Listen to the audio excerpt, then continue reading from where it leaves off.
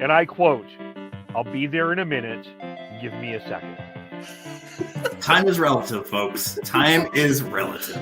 Yes. So, hey, cheers to everybody in the chat. They're a division rival. I don't care how many wins they get. Screw them.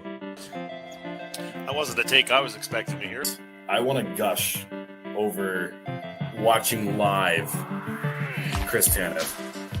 I think that we completely underestimate the skill it takes to play defense. One highlight or several highlights does not a Calder trophy make. I'm stepping in here. I'm going to be the crotchety old man here. They need to learn patience. They need to understand the tension and everything and the drama.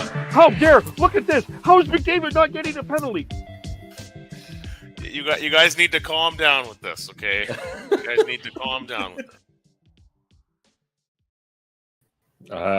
Nothing to be calm about again this week, Tyler. It seems like this was one of the louder weeks in Vancouver hockey market of the season for a number of different reasons, but we'll get into that. Welcome to the Shifts and Pucks podcast. You can follow us on Twitter, X, Shifts and Pucks, Facebook.com, Shifts and Pucks, YouTube.com, Shifts and Pucks, Twitch.com, Shifts and Pucks. Subscribe wherever you get your audio. Can you do us a favor, everyone? Like, rate, subscribe, retweet, tell your friends, all of those sort of things. It just helps us grow as a podcast. And we don't say that enough, and we do thank everybody for listening. But can you tell your friends about us? Please, just thank you. Yeah. We should go to the Mountain Standard Time area and say hello to Sean. Sean, how are you? I'm good, Kev. Yeah. I remember when we first started this podcast, there was Chris and Devin on the Mountain Time, and now Devin's on Eastern Time. Chris has moved back into BC. He's on Pacific Time, and I'm the only lonely one on Mountain Time now. I think there's a simple word for that. Hint, hint, hint, hint. Yeah, it begins with an M. Yeah, and ends with an E. Tyler, how are you? Morning, guys. Little tired after had another JFL appearance last night. Hazelton Wolverines, Terrace River Kings CIHL game. 8-4, the final score for Hazelton in that one. A couple of fights though, made for some fun getting in there as one of the Lineies last night. But the Lineies work hard. I gotta get used to this. Taking these a few appearances, and it was an interesting night. But it's nice once in a while not to have all the responsibilities of penalty calling on the shoulders and just go out there and take care of their other things, face-offs, etc. Yeah. Cool. And winter has arrived here in earnest. We have snow on the ground now for a couple of days. So not a lot of it, but it's here.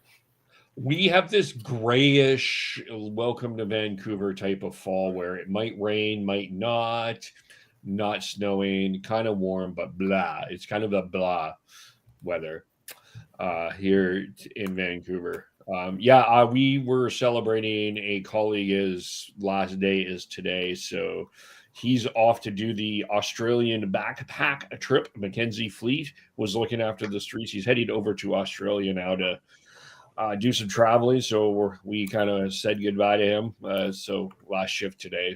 So if I'm also a little ragged, running a little under the weather as well, but that's okay. We're here, and always good to podcast. It is therapeutic, I think. I did want to start. This was really start quickly to honor a guy that I say, would dare say, if it wasn't for him, there's a lot of podcasts and media folk that may not have been around without the work that Larry Brooks did over the years. He covered the Rangers since the 70s, and he passed away from cancer this week. Lots of tributes for him and the work that he did. Hockey Hall of Famer, Elmer J. Ferguson Award winner. I think a lot of people will remember him. I think the big memory that everybody came up with was the John Tortorella quote but I think a lot of people forgot that he, and especially Tortorella, did mention that he, like, the work that he did and Left Behind was a lot more than that John Tortorella clip. He was covered the Rangers for years. I had tremendous influence on some people like Molly Walker. Bob McKenzie came out of Twitter hibernation to write a pretty long tribute to him. This was a tribute for someone that was a lot of ways a pioneer to what we're doing today, and I think we owe him a debt of gratitude in by far one of the toughest sports markets in North America, New York. To do the work that Larry Brooks ended up doing is quite a story, and he will be missed for sure.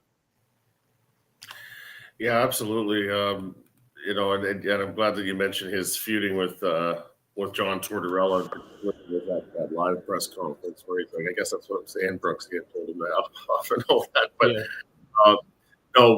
Brooks and not, I mean, he obviously was legendary for his coverage of the Rangers, but his impact on hockey in general was enormous. Always a great read, and always like no pulls, no punches. Like the guy was fearless in terms of his opinion writing. And as Torts had pointed out on ESPN, what I think everybody admired about Brooksy was that he would show up there and face the music the next day. I mean, he would just totally a coach or a player, and he was there the next day to be accountable for that. And, that's something in this business that's fading a little bit, in my opinion. But Larry Brooks was always willing to stand behind his work, and I think people really respected that. So it is a loss for New York sports and for hockey in general. Yeah, Tyler, I think the one thing that you just mentioned there that I think sets Larry Brooks above and beyond almost anyone right now is his willingness to face the music and not come across as the victim. Yeah, and we see that too much in sports media right now. They hide behind the too much, and they don't step up and face the music enough. I think everyone has listened and watched this regularly know I'm quite jaded towards a lot of the sports media right now. I find, and that's a big reason why. I think there's too much. Everyone's critical for the sake of being critical, and then when they're called to the carpet for what they've written, said, put out there, they act like the victim, and that was never Larry Brooks. Yeah. I think that I'd say if anyone who's in sports media in anything can take from Larry, it's that let your work stand on its own, and if people have criticisms, welcome them, and don't act like the victim, because all that does is make people like myself tune out, because when you start acting like the victim and acting like you're entitled to make you're entitled to make these statements, claims, observations without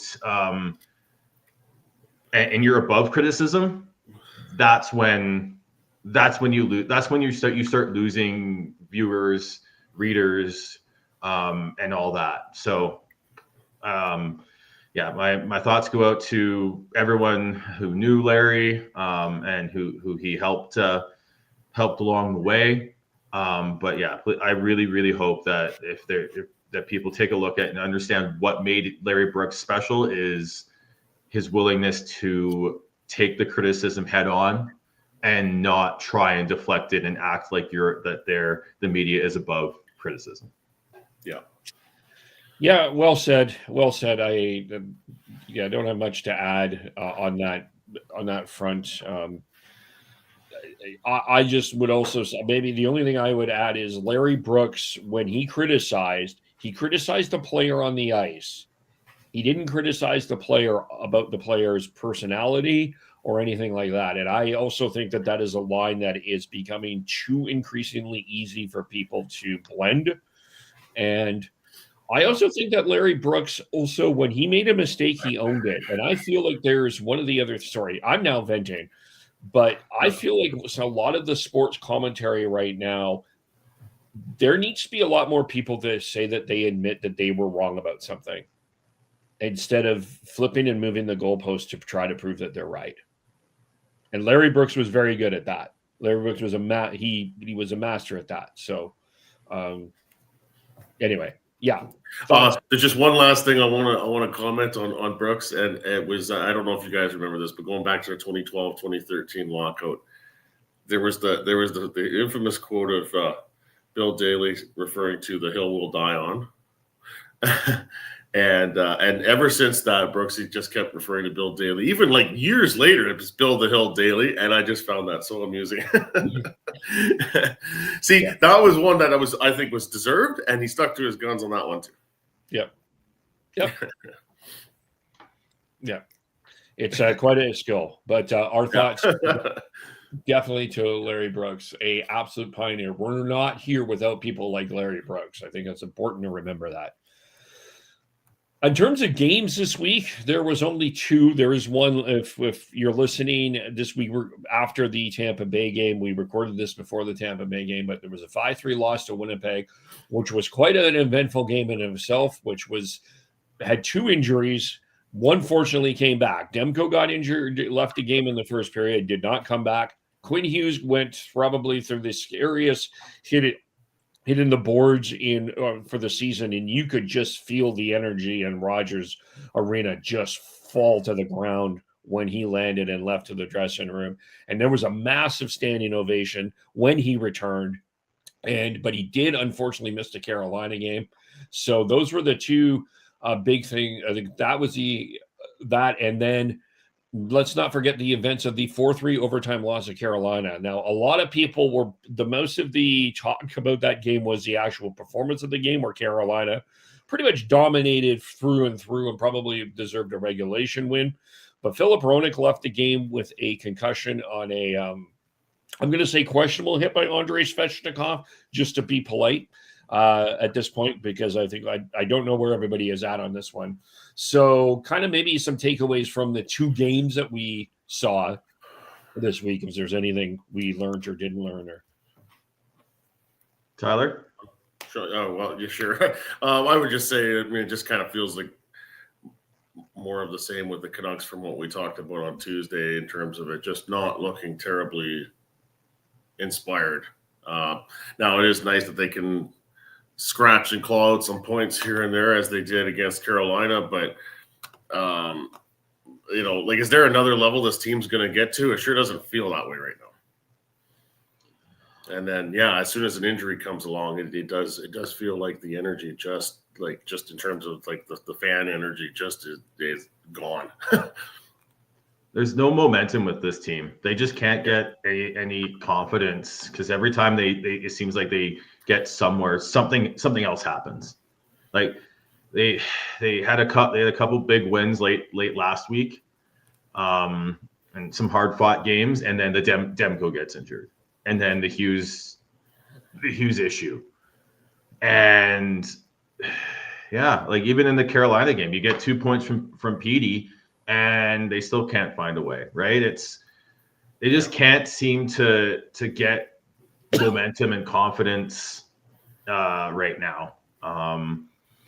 They just have to keep fighting, though, because I think they are if they can fight through this and get past all these injuries, which every team seems to be going through, then I think I said this last show. I think if they can get past this and start to build some momentum and some confidence, then I think they could be a dangerous team. But it's so hard to know if they're going to be able to do that. Yeah. I think we'll talk about the acquisition of the week here, but I think at some point they're going to have to deal with the organizational need for a goaltender. I mean, they pulled up Yuri Patera on an emergency basis, and this was in part because Toapilo is dealing with a concussion, and it's not unknown when he's coming back. So basically, the Abbotsford Canucks have been decimated by all of these injuries in Vancouver, and they've had their own injuries of their own that they're dealing with. So I think at some point, I'm assuming they're going to have to acquire some sort of goalie just for organizational purposes, not even leaving the whole Demko situation in and of itself, who now is on IR. I'm assuming they're going to have to work on finding a goaltender. Am I missing something there? Or are we assuming? No, I don't think there's any major. They've got Lankinen at the NHL level. Tolopio is fighting a concussion, but they still got they still have Koskinen and Ty Young on NHL contracts, and I think was it Jocelyn Lemieux, who's also part of the Abbotsford on an Abbotsford deal. So I think unless the Tolopilo injury is long term, which you never know with concussions, then I don't necessarily see them needing to rush out and grab a goaltender at this point. Yeah, that's where I'm at. I don't think it's like total panic show, but I'm sure that the current situation maybe has changed their priorities a little bit in terms of trying to add to goaltending depth. Yeah, I'm not saying they need another NHL goaltender. I'm assuming that they're just going to have to look for goaltending, like organizational goaltending but. Mm-hmm. And as I said, they've got Ty Young and Koskinen down in the AHL right now. So, and they're high. I think they're high on both those guys. So yeah, neither of those guys have much AHL experience at this point, but you have to see what you have with them first before you make any sort of move here. And if they do make a move, it's going to be for an AHL goaltender at the highest, even if it's a fringe one who's just for body's sake that is playing mostly in his ECHL. So it's not I don't think it's a bit. I don't think the Canucks will be making it a move for grabbing a goalie on an NHL deal. It'll be an AHL deal more than anything else. It'll be an Abbotsford Canucks issue, not a Vancouver Canucks issue. Yeah. Are you playing Lankinen in all 4 games this week, or are you riding him? I think they've got to give him a breather at some point here, or they're going to have issues with his health at some point too. They're riding him pretty hard here. They've got back-to-back today and tomorrow, and then 2 days off before another game, and then 2 days off before another game. I think you're right. I don't see why they don't play Lankinen in all 4 games this week. Yeah, and this back-to-back, it's a 2:00 Pacific and then a 5:00 Pacific on for the Florida trip, and it's not that long, so I think you could get away with it. And I think we talk about back-to-backs, and I swear we've heard this from many goaltender experts. It seems to get lost in the ether. It's not the back-to-back that's the issue. It's the game after. If you have another, it's like 3 games in 4 nights type deal. Yeah, but it's not. They don't have that. So it's good 3 games in 5 nights. Yeah, it's a good that's point. That's why I think it doesn't. I don't think it. If they had a game on Tuesday or on Wednesday instead of Thursday, then I think maybe we'd be looking at a Patera start. But I think it's all Lankinen this week. If is my guess. Yeah, it is a good point. The recovery there after 2 games, and then there will be some travel too. But my thought is, and I think you're right, Sean. They probably will go with Lankinen for all the games, but the workload. The workload here going back a few games now for Lankinen is it. I hope that adding up isn't going to be a problem. Yeah, I guess that's going to be the question going forward. I mean, we'll see.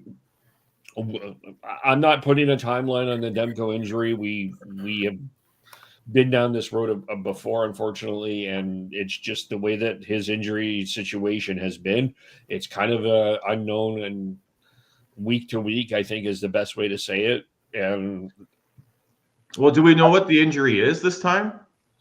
Because can we talk quickly before? Yeah. I think this was clarified. This wasn't an injury. This was a different injury from what he was resting over the last weekend. It was just unfortunately that way. So like people, like, because I saw that like as soon as he left the game on Wednesday, it was like, oh, I guess he wasn't 100%. I'm like, no, that this was a completely different injury from what he was resting on last weekend. So I think I think there's too much again, as you talked about earlier, Kev, with the media, it's also with fans. Too much trying to confirm bias and confirm your anger going on in a lot of the fan base right now, instead of just like actually looking for answers. So I think we need to make sure we need to clarify that as far as I saw, unless I missed something, the injury that Demko sustained in the game versus Winnipeg was different from what he was resting and when he missed the 2 games on last Saturday and Sunday.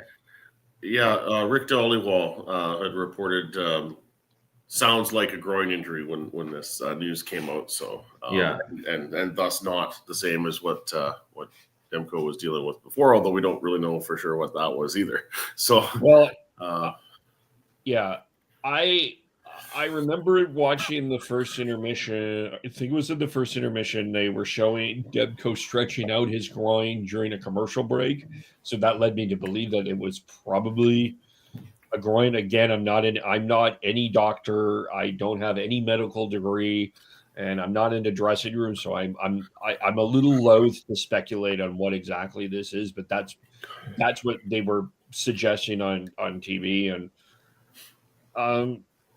I think that we're probably. I mean, what I'm kind of not sure what I feel about this is calling Demko injury prone. I think it's the wear and tear of being a goalie, and I mean, it's definitely a tough stretch of luck, and it's unfortunate that this kind of has happened for Demko kind of in the prime of his career. But I'm not comfortable saying he's injury prone. He dealt with something.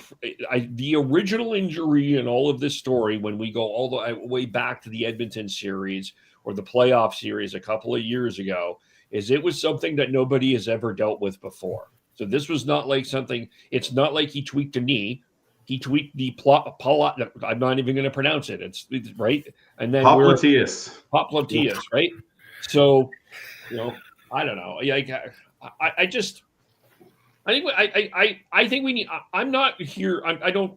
My point is I want to be careful about what we say about Thatcher Demko situation, because I think it's a little bit more complex than goalie is injury prone. The whole term injury prone sometimes has the negative connotation, like a guy is wimpy or something. I mean, that's not. You have to distinguish between the two.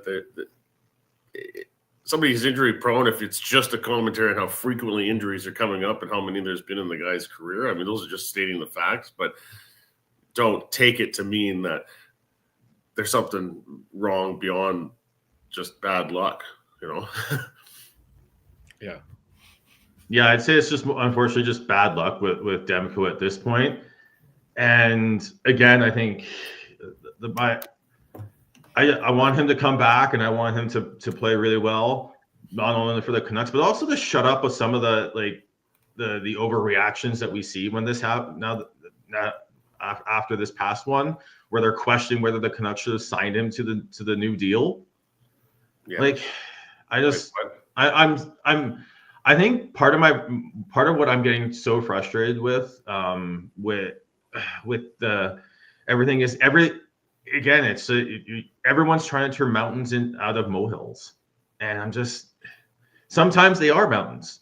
Yeah, I get that, but when you try and do it with every single thing, whether it is how Quinn Hughes is answering questions to the media, or like what the Canucks are doing with like going out, like how they're handling injuries and all this, it's just like I'm getting so so frustrated with it, and it's making me just tune out of wanting to talk Canucks and talk hockey with so many people these days. Yeah.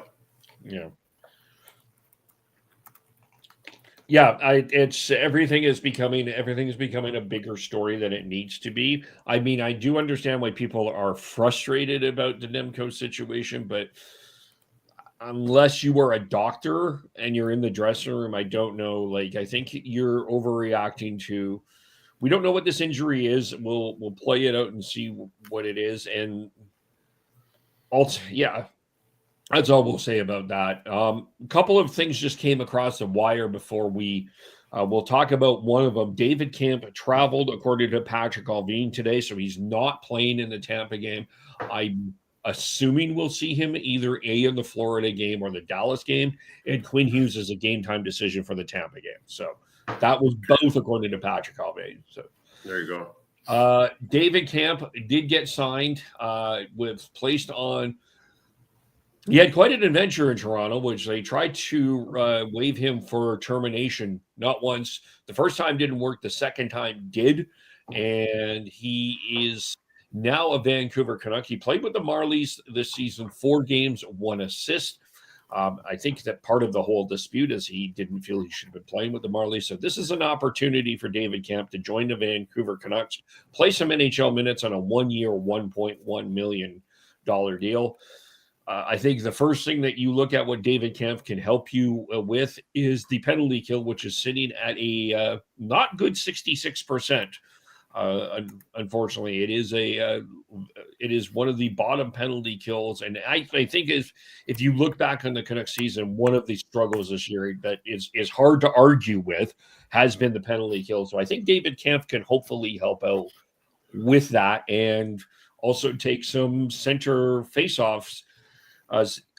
EP40 is leading the league in face-off attempts right now. So those are the 2 things I think that you're hoping that David Kampf can help you with. I don't have a lot of recollection of his time with the Maple Leafs. Obviously, the name I heard, and he seemed to be reasonably trusted by Sheldon Keefe when he was the coach of the Maple Leafs, and obviously has fallen out of favor since then. Do we have any reluctance with how he handled the whole situation being demoted in Toronto? I mean, that's, kind of forcing his way out. I mean, I have some reluctance over that, but, we'll see if he should be very motivated with this new opportunity. I mean, he was on the second year of a $2.4 million cap hit deal. And he wanted to play NHL. I guess, he forced his way out, but like he's got a lot to prove now. He's going to have a chip on his shoulder. So as long as I think that was more just he wanted to play in the NHL and didn't want to play in the AHL, and he feels like he's an NHL player and he's going to have to prove that, right? So I think it's and at 1.1, I believe that's actually under the threshold to be able to be fully buried in the AHL if it doesn't work out. So I think it's a very low risk, very low risk deal here for the Canucks, and it's not going to be super high reward, but Pettersson's have been taking way too many faceoffs, been out there in both offensive and defensive matchup situations. Mostly because Teddy Blueger's been injured, and David Kampf can take away some of that those defensive draws, and maybe allow PD to be a bit more focused on the offensive side, which is what we need. We need him to do for the Canucks to take that step that we want them to take.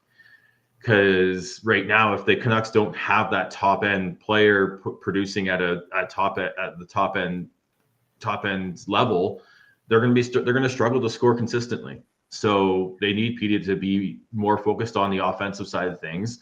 So bringing in David Kampf with a chip on his shoulder to show that he deserves to be an NHL level center, which I believe he is in a 3rd or 4th line role, then you're the Canucks are going to be better off for it.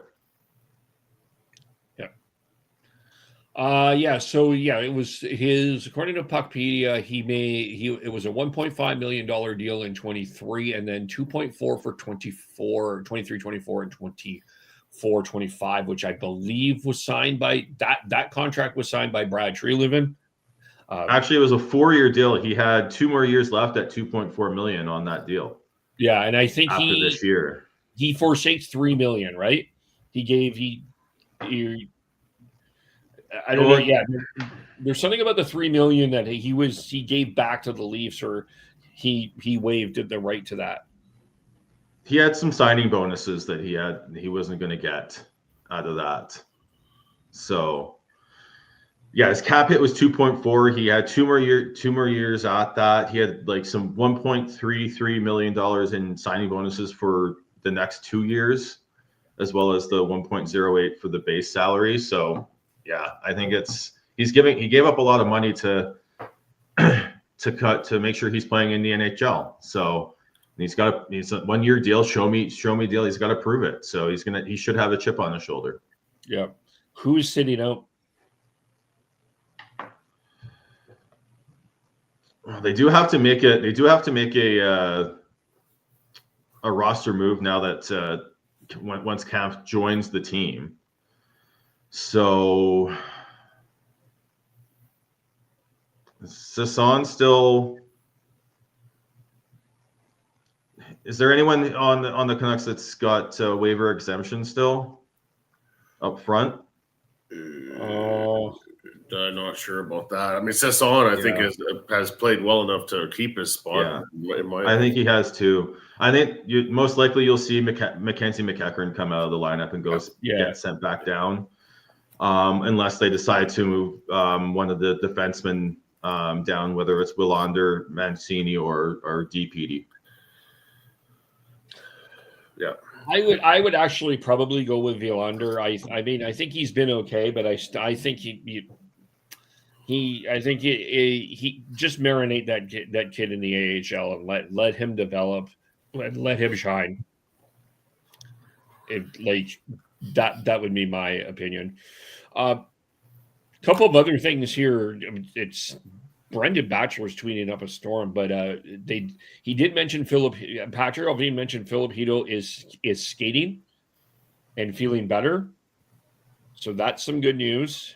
I know a lot of people have been very concerned about him, and it looks like Thatcher Demko, according to Alvin, is week to week,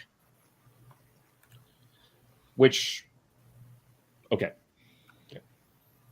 which is what we suspected. Yeah, I think they were saying 1 to 2 weeks was what they were expecting. I expected to be them to err on the side of caution with him, and it'll be around 2, maybe even a little bit longer than 2 weeks before he's back. So, the more I think about this with Demko, I think that they probably came in this year with a bit of a err on the side of caution plan. And I think that they were planning some time to have Demko do some maintenance work whenever that they had the opportunity to do it. Mm-hmm. Yeah, they know that Kevin Lankinen can carry the load, so they don't need to they don't need to have Demko play 70 games. They're just trying to figure out what the workload is for Demko. So yes, he's injured, but I also think that there was. I kind of feel that they did have a plan going forward. Well, yeah, that was the whole thing. Is they knew that they needed someone that the coaching staff and everyone felt comfortable as a starter, because of the concern with Demko, and that's why they chose to sign Lankinen as opposed to going with Shilovs. Yeah. So I think. As much and remember when Shilovs got the shutout to start the season, everyone was all freaking out. He's not been the de facto number one like in Pittsburgh. Jerry's out, but they brought up Nedeljkovic, and he's been playing games consistently too. So they wanted, I think that's why they kept Lankinen, is they knew that they could trust him to be at least a average to above average starter in the NHL when needed. Yeah. Yeah. The story that got the loudest noise this week was the Jim Rutherford interview with Ian McIntyre. And one of the things that you're going to notice with us, if you're a new listener, watcher, whatever, is there's the noise, which you will hear a lot of. And one of the things that we're going to do is bring a very different perspective to a lot of the conversation that you're hearing in Canucks land. And especially on this one, we are going to give a very different perspective. If you all remember, Patrick Alvin spoke to Scott Oak on After Hours. It was asked basically some of the same questions that Ian McIntyre asked Jim Rutherford. And Patrick Alvin gave the same answers that Jim Rutherford gave for Ian McIntyre. We're not rebuilding right now. We're staying in the line. We're paying attention. We're looking for centers, and we have Hughes, Demko, and Pettersson, and with those three, you are not going to rebuild. Did anyone read that interview and see anything different from what Jim Rutherford said to Patrick Alvin? I guess for me, the one thing is that Rutherford believes he has the authority to do a rebuild. I mean, he can say that.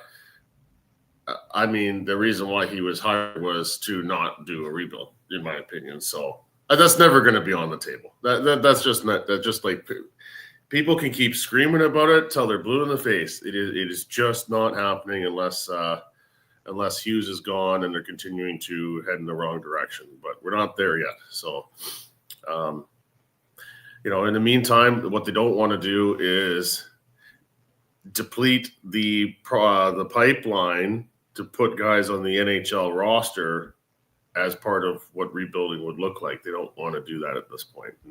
Whether that's correct or not is debatable, obviously. But no, there's not much new there. And the other thing is that I find interesting is why are both speaking? Like I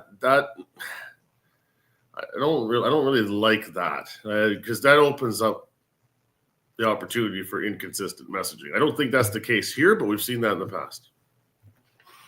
I think part of it is that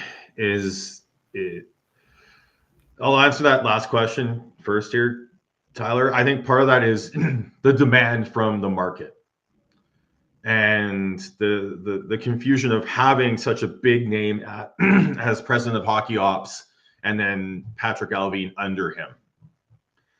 And then you also have the fact that Rutherford is honest to a fault. So the media demand and Alvin's a little bit more cagey. So they want the media almost wants Rutherford more because they know they can get more meat on the bone potentially when they interview him. And it's a combination of a bit of a, like as I said, the big name president of hockey ops, and then a less experienced GM, as well as the demands of the market and the demands of the media that just creates it why you end up with both of them talking. And then there wasn't much inconsistencies between the two, and honestly there wasn't anything of note that came out of honestly to me nothing really majorly of note came out of either interview, in my opinion. The screams for the rebuild continue to come from a certain group of fans and media in the market. But we also have to remember that the Canucks are a younger team based off the league average right now anyways. You've got Lekaramäki, who's just got back from injury and getting his game back in the AHL. You've got Mancini just came back. You've got Willander in the pipeline, DPD in the pipeline. You've got Braden Coots down in Seattle. There's a few other defensemen and prospects that the Canucks have that I think they're high on as well. The idea that this team needs to quote unquote rebuild is interesting, because I think with how that last season and then this season has started, I can understand that call, but I think you need to take a step back and stop screaming corporate buzzwords to just because you think you know what is going on here. I think the Canucks they're one key piece away from being a bona fide playoff team, and that key piece is another second line center behind Petey, who can drive a second line and help take some of the offensive pressure off that top line. And you have that, then I think a lot of things sort of fall into place here. That's one of the toughest. That is a very tough spot position to fill, which is why the Canucks are in the spot that they are. And but if they can be patient, strategic with their moves and get that without tearing it down, then they're in a good spot. Because they said even if you look at Max Sesson, that's found money. I know Archdeep Bains hasn't produced at the offensive level that the fans have wanted, but he's still been a very solid depth piece for the Canucks. And again, he was a free agent signing out of the CHL. They've got a lot of good depth pieces. They're just missing that top end talent, which is why I think people want the quote unquote tank and the quote unquote rebuild, because that's where most of those players come from. Not all of them, but most of them. So yeah, I get the screams and calls for a rebuild, but I think if you take a step back and take a rational look at where the Canucks are, it's going to be tough. But if they can find that second line center you can find that second line center who can stay healthy. That's the issue with Hedl. I think Hedl could be that if he could stay healthy. But if you could they could find that and just put players in their slotted in their proper positions in lines there. A lot of what's going on right now with the lack of being able to get confidence and get momentum and feel like you can go on a winning streak would go away, and they would go on. I think they could go on a winning streak or like winning 7 out of 5 games, 5 out of 7 games pretty consistently. So I think it's, and then the other thing is, what is the overarching thing? We try not to talk about this because, again, he's not going to make a decision until after this season, because he doesn't know what the Canucks are going to look like going forwards into this final season. Is how do the Canucks keep Quinn Hughes after his contract is done next season, right? So if you start humming and you start making comments about rebuilding, that I don't think that helps keep Quinn Hughes. No, it doesn't. Right? Even if you say if we lose Quinn Hughes, then we'll look into it. I don't think that it does anything to help with what the Canucks want. They want to keep Quinn Hughes a Vancouver Canuck for the foreseeable future, if not his whole career.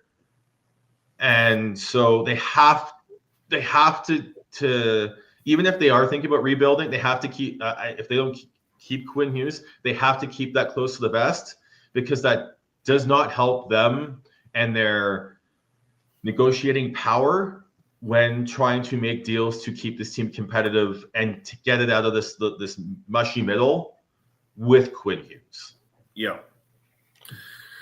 Yeah, totally. And now both Alvin and Rutherford were consistent on the suggestion that they are confident in extending Hughes if he's satisfied with what's in the pipeline.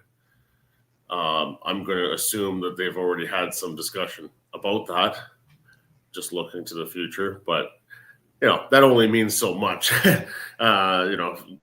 Hughes has his brothers playing on another team.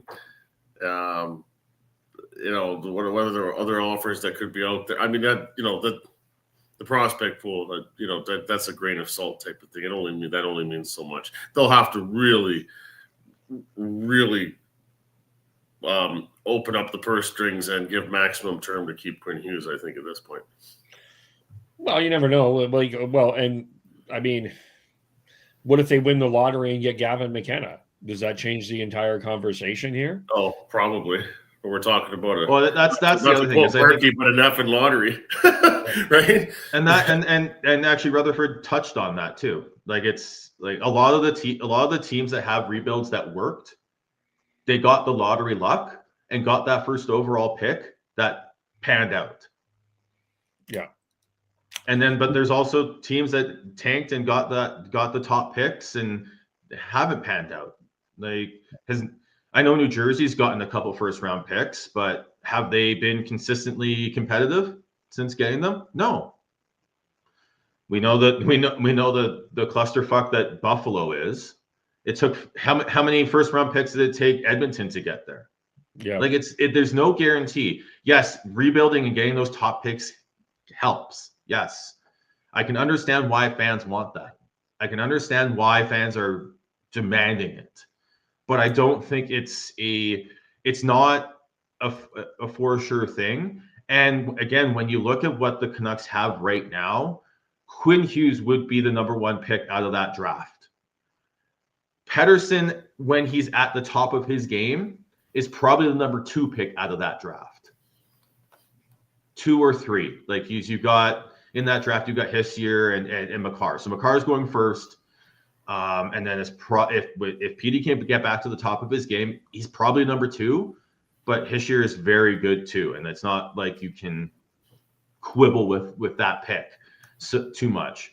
So you've got 2 of them, 2 absolute top end building block players right there. How you build around them has been the issue. It's not the fact that they don't have top end talent. It's the fact that they haven't been able to build around them. And yeah, the whole issue with JT Miller and everything threw this team for a loop, and they're still trying to navigate out of that hole that it created. So, and maybe that navigation does involve a rebuild, but I don't think it necessarily needs to. And I think the Canucks are trying to find a way to do that without going into a rebuild. Yeah. It's been the rebuild word has been a huge theme in the first quarter of the season, because it's not only talk in Vancouver, you're hearing that again in Calgary, and you're also hearing that now in Toronto. There are Toronto people that are like, tank for McKenna now too. Like, we're starting to see this a little bit more. It's far too early for, I mean, the Calgary conversation is an entire different conversation because they are literally 32nd in the league, and I kind of get why you're having that conversation there. Toronto and Vancouver, it's kind of ridiculous that you're talking about Gavin McKenna right now. I kind of can see it, but like, I think that people also just have to look at what's going on around the NHL. There has been the last trade. I think there has been since the Dakota Joshua trade, there has been 2 other trades, I believe, in the National Hockey League. And one of them involved Carey Price going to San Jose, and Christian Kyrou went from Dallas to Philly. So it's not like there's a lot of movement going on right now. And everybody is looking for a center. I mean, there's centers falling down the waist side here. You've got Kirby Dach and Alex Newhook out and already in Montreal. You've got Jack Hughes out in New Jersey. It's just there's nothing that's going to happen right now because there's nothing happening. Like, criticizing Vancouver for not making a trade where there's no trades is an ultimately really silly experience to me. I don't understand that. Like, this is not EA NHL 25 where you could do forced trade. There is literally nothing going on right now. So I don't know how you were expecting anybody. It takes 2 people to make a trade. And I think the criticism on not making any trades or making any decisions on this team at this point, I think is absolutely silly. We're before American Thanksgiving. Holding the line is the smartest thing that you can do at this point. You don't need to do anything. Just let's see what happens. Let's see what plays out. And if they end up outside the playoff situation, then they can deal with that as is. If they end up fighting for a playoff spot, then fine. They're in the playoff spot. And you get one of the things that I absolutely hate, can I just vent this out again? Can we please stop with it's a waste of time getting into the playoffs? Oh, I know. That is the absolute dumbest thing that I have ever heard. Seriously. So Kevin, when have you ever heard of anybody when their team does just scrape their way in and gets to the playoffs and there's all the excitement say, yeah, you know what, I'm going to pass. Yeah, no thank you. It never happens. Come on, that's absurd. Yeah. You know, to your point, Kevin, I think it just sort of shows how insular people can become with their own team and the narratives around one team in one market, and sort of losing sight of the bigger picture in terms of, you know, how easy is it really to make trades? Yeah. Right. Bigger picture is not that easy. Yeah. Every team is there's a lot of teams that are up against the cap, so it's dollar in, dollar out, which makes things a little more tougher. And then hockey GMs, comparatively to a lot of other leagues, are a little more conservative when it comes to making trades and everything. So yeah, it's still early. Yeah, there's been like 3 or 4. There's been a few more trades than what you said there, Kev, but only 3 or 4 of them have been like NHL level players. They've been There's been a couple, like there's been like the Carey Price one, and I think there was a Ryan Ellis one where it was just cap machinations type deal. And then there's been a few AHL player swaps.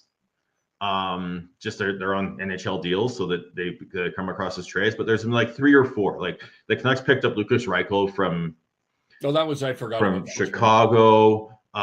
There's been there was Zach McEwen got traded to the Devils for Curtis McDermott. But again, there's nothing major. I think that's just nothing major. It's all sort of bottom of the lineup stuff right now, and I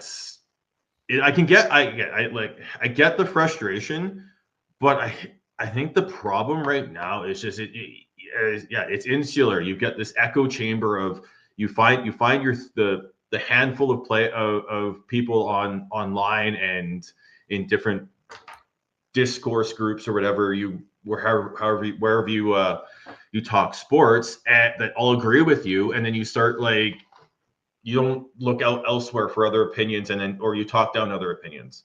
Like, again, I get the fact that where the Canucks have been and the mushy middle they've been since having the top end team that went to the Cup final in 2011, and they haven't been able to consistently make the playoffs. But again, look at what they have. They've got, again, I think the biggest issue right now, unfortunately, comes down to Petey. If Petey was a 100-point player and was able to play at the two-way game that we know he has, this team is probably looking a little bit better. They're still probably in the mushy middle, but you'd feel a little bit better about it. And if he was that, I do wonder if that whatever happened within the locker room with him and JT Miller, whatever happened, doesn't happen too, right? So there's a lot of what ifs within this, but right now, you have to treat Pettersson as a player who you're building around. You've got Quinn Hughes as a player that you definitely would build the team around, and you've got, again, when healthy with Demko, you've got a tandem of goaltending that is arguably top 5 in the league when healthy, which is unfortunate to say here. And that's the problem. You've got Petey who's not playing at the top level, and you've got Demko who unfortunately can't stay healthy. So again, but you have to treat that as what you're building around right now. And until you literally can't. And I think that the timeline on that is at the end of this season, because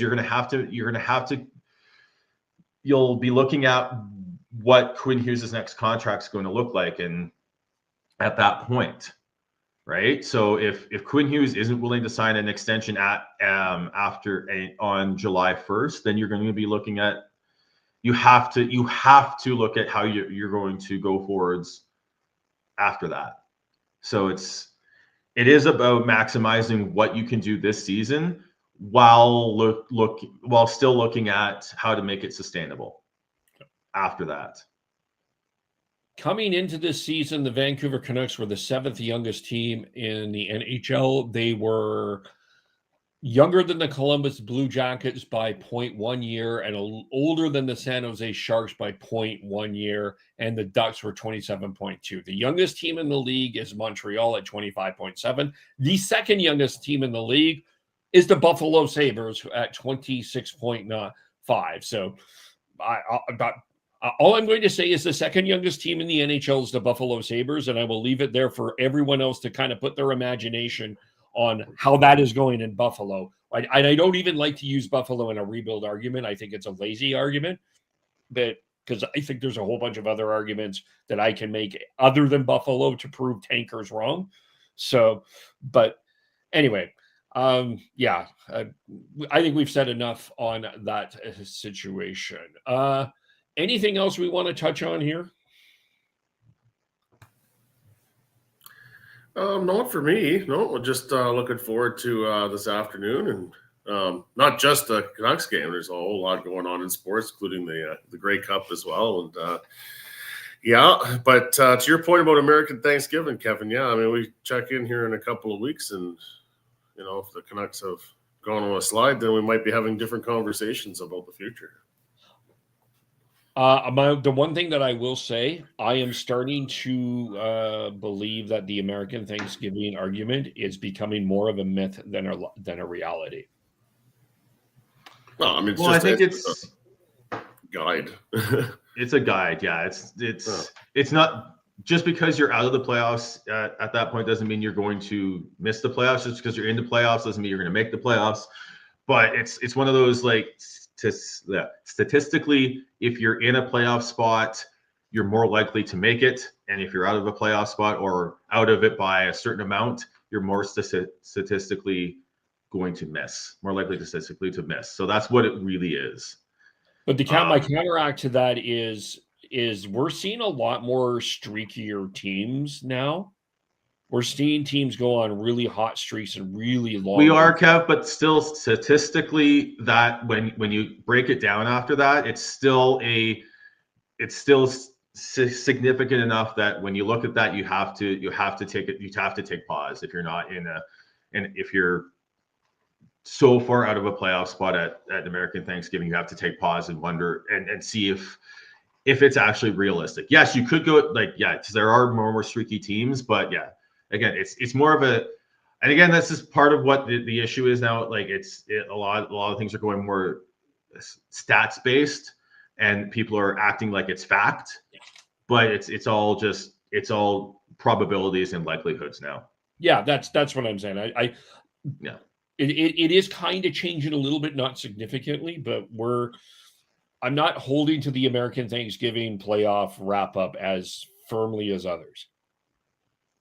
Yeah, I may have a different number. Even people who bring it up, like I know Elliot Friedman brings it up and David Amber as well, but even them, I don't think they actually they're holding as a firm thing. It's just more of it's an interesting stat. The people that hold it firm are more the fan, there's fans or people just clamoring to make predictions so they can say I told you so's at the end of the season more than anything else. If I'm wrong, I'll admit it. There you go. Do we just quickly Grey Cup winner predictions? I'll say the Alouettes.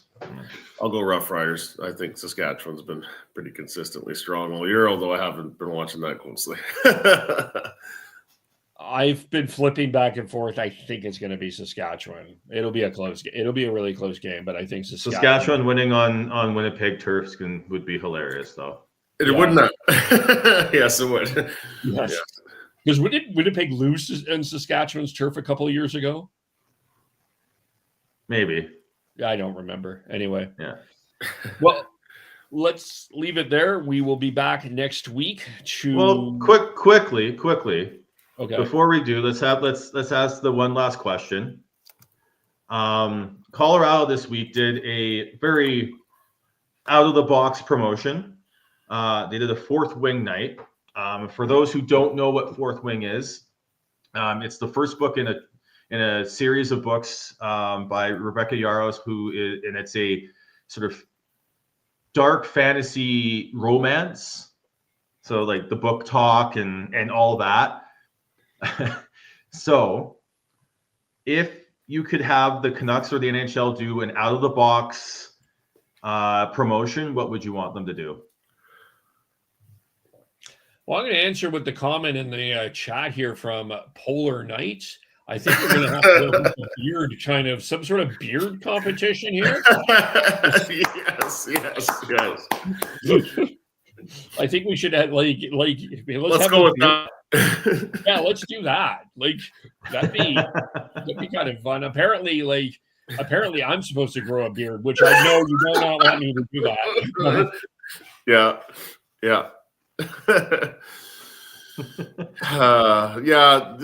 Sean, I haven't put much thought into this particular one, but I think we got something there with Polar Knights.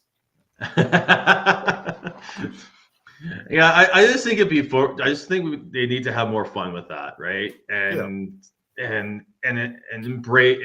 the goofy, because I think that's, as we've talked about, there's a lot of things we take things too seriously as hockey fans at times, I think, and don't see it. Like we've seen, I know the Canucks have done it, and we've seen it with a lot of NFL teams, like dog races and corgi races and all that. I think that's always fun, and I think you need to just more out of the box thinking with promotions and all that. I think needs to happen. Yeah, for sure. All right, how do we follow everyone? I am BeardedCanucks03 on Twitter. And I'm on Twitter, now x.com, I guess. We'll call it that. At Tnoble, Tnoble. Chris, who did not run in as Schneid's, SCHNEIDZ. I haven't seen him post too much on Twitter, really, so mostly Instagram, I'm assuming. Joe Hendry, or what everyone also calls him, Devin, is on Instagram at DHolmesmith.